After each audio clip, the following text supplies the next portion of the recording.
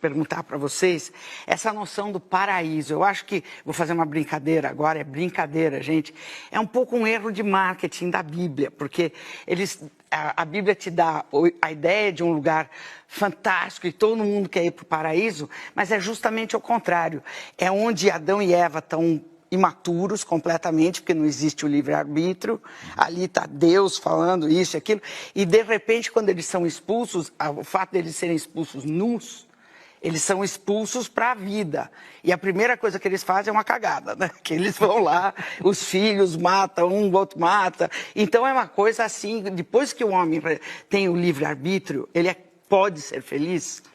Acho que... Desculpe. Gostei, agora sim. Cadê o choque? A cisânia está lançada. Deixa os católicos. É que o jardim do Éden não é sinônimo do paraíso. A Bíblia fala muito pouco do paraíso. O Antigo Testamento, praticamente nada. Jesus fala de uma situação melhor do homem rico ou do homem pobre na parábola. Mas quem inventa o paraíso com setores, subdivisões, isso é a Idade Média. E Dante talvez seja o último. Isso. Existe uma história do paraíso, Jean de Limondo, que ele analisa essa vontade do paraíso. Mas há uma coisa interessante para você pensar, Bárbara. Todo mundo começa a ler o Inferno da Divina Comédia de Dante, 34 cantos. Fabuloso. Canto segundo, é fabuloso, não? E chega ao purgatório, perde energia. E no paraíso, 90% abandono. O paraíso não dá nem para ler. Marquitana, que é o conterrâneo, dizia que o paraíso parece um domingo à tarde, certo? Ele é muito pacífico. Né? Eu acho até, isso que o Karnal levanta, Bárbara, que é uma coisa muito forte. Né? Acho que a gente só tem a ideia de paraíso, remontando aí a narrativa hebraica, a gente só tem a ideia de paraíso porque eles saíram de lá. Para quem está de modo contínuo no paraíso, ele não seria percebido. Né? Se você está num local paradisíaco, em que não existe a percepção da lacuna, ele não seria notado. Não havendo latência, né? Não havendo o recuo, não haveria percepção. Então só há a ideia, retomando o Milton aí, da noção do paraíso, porque ele foi perdido. Se ele não fosse perdido, nós não teríamos o desejo, como o Karnal estava lembrando agora. Por isso, acho que não há, de fato, uma elaboração, né, nem na Bíblia judaica, nem na Bíblia cristã ou na literatura islâmica, de alguma coisa que faça um descritivo. Quase que Platão é mais específico, pré-cristianismo, em relação ao que seria, né, o lugar da ausência da verdade, do afastamento da fonte, né, da pureza, do que até, né, aquilo que, como lembraria o Pondé, né, a comunidade hebraica produziu, não é? Perfeito. Voltando à tua questão, Bárbara, a relação entre livre-arbítrio e felicidade, você tem aí, aprendi com alunas junguianas, uma interpretação da queda, do mito da queda. Na Bíblia hebraica, ninguém cai de lugar para lugar nenhum. Não existe essa referência espacial, né? Mas o mito da queda como uma espécie de narrativa arquetípica do nascimento da consciência. E na medida que há o nascimento da consciência, você tem que fazer escolhas, aí fica difícil.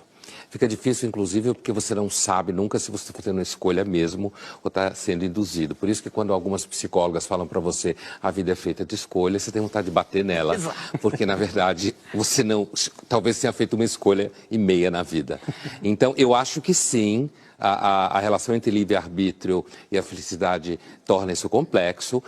Mas eu entendo, Bárbara, que hoje, retomando a história da abelha que o Karnal falou e você pegou, eu tenho a impressão que hoje a gente tem um certo entendimento de felicidade muito de colmeia de abelha. Quer dizer, o objetivo é que não exista nenhum sofrimento, nenhum impasse.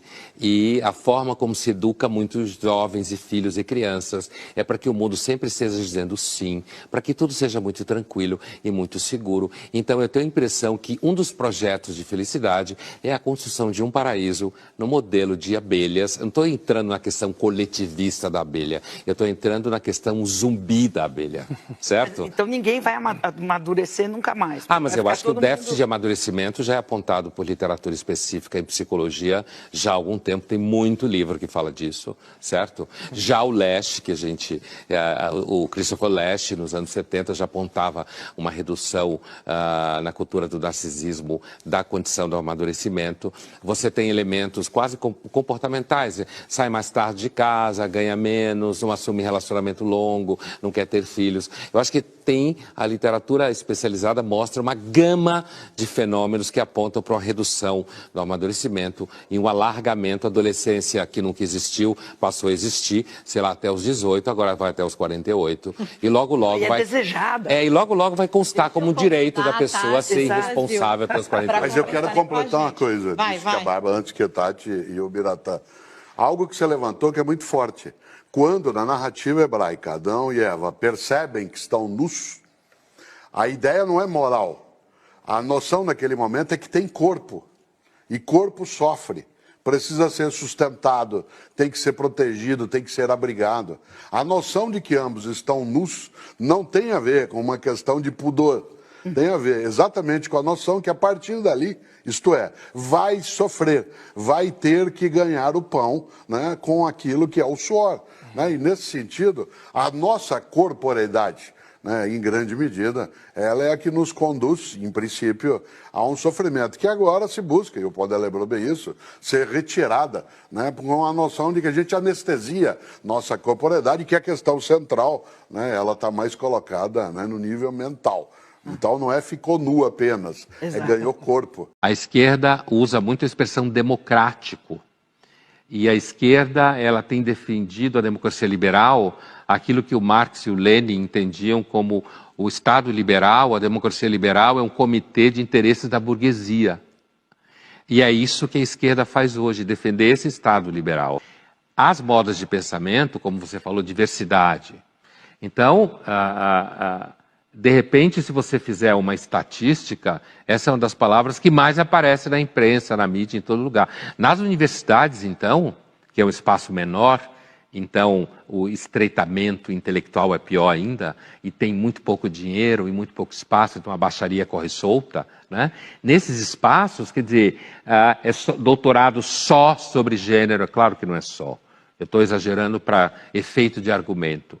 O tempo inteiro esse tema tem que se impor, como se esse tema, é claro que esse tema é uma questão que faz parte do menu de problemas da sociedade, que afeta pessoas reais, não é que não seja um tema que merece atenção. O fato é que é quase como se, sei lá, feminismo, gênero, fossem as duas questões mais importantes da face da Terra e sem as quais você não explica mais nada.